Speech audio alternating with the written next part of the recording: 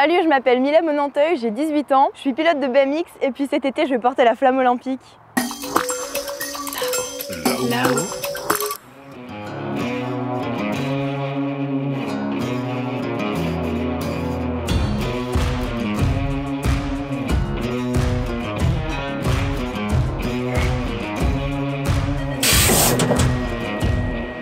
Quand je suis sur mon vélo, c'est un peu comme si je me ressentais vivre, quoi. C'est vraiment un défouloir le BMX. Ça permet aussi de ressentir plein d'émotions super fortes. C'est la ligne d'arrivée d'une finale d'un championnat du monde. En vrai, je pense qu'il n'y a rien de plus beau. Alors le BMX Race, déjà, c'est un petit vélo. Donc on a des petits trous qui font 20 pouces. Ensuite, on a une selle, mais on ne s'assoit jamais dessus, on est toujours debout. Les pieds ils sont accrochés aux pédales.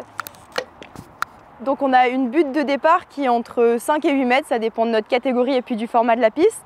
On a 4 lignes, donc avec des bosses, et puis 3 virages. Et donc le but c'est d'être le premier. Comment on prend les bosses? Déjà tout dépend de la forme de la bosse, de la vitesse à laquelle on va la prendre. Pour les bosses un peu plus creuses, on va plutôt privilégier les sauts par exemple.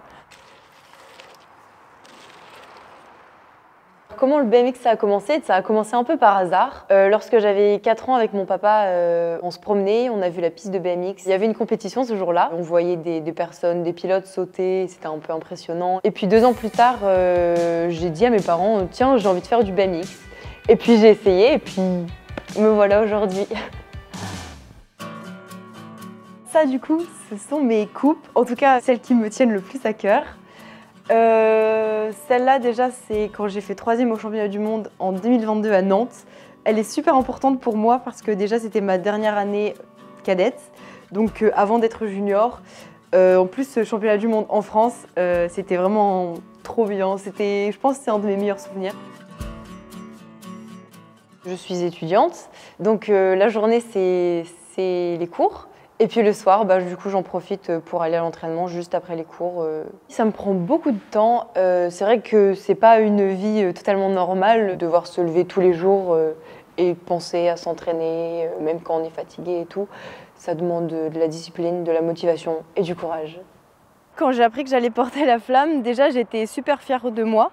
J'ai été fière pour ma famille, pour mes amis, pour ma ville, Lille. Cette année ça a été un peu compliqué pour moi, j'ai ressenti beaucoup de pression, scolairement et puis sportivement parlant, c'est l'année du bac. Donc ça n'a pas toujours été très facile, mais je pense que ça va être trop cool et que ça va me redonner plein d'espoir.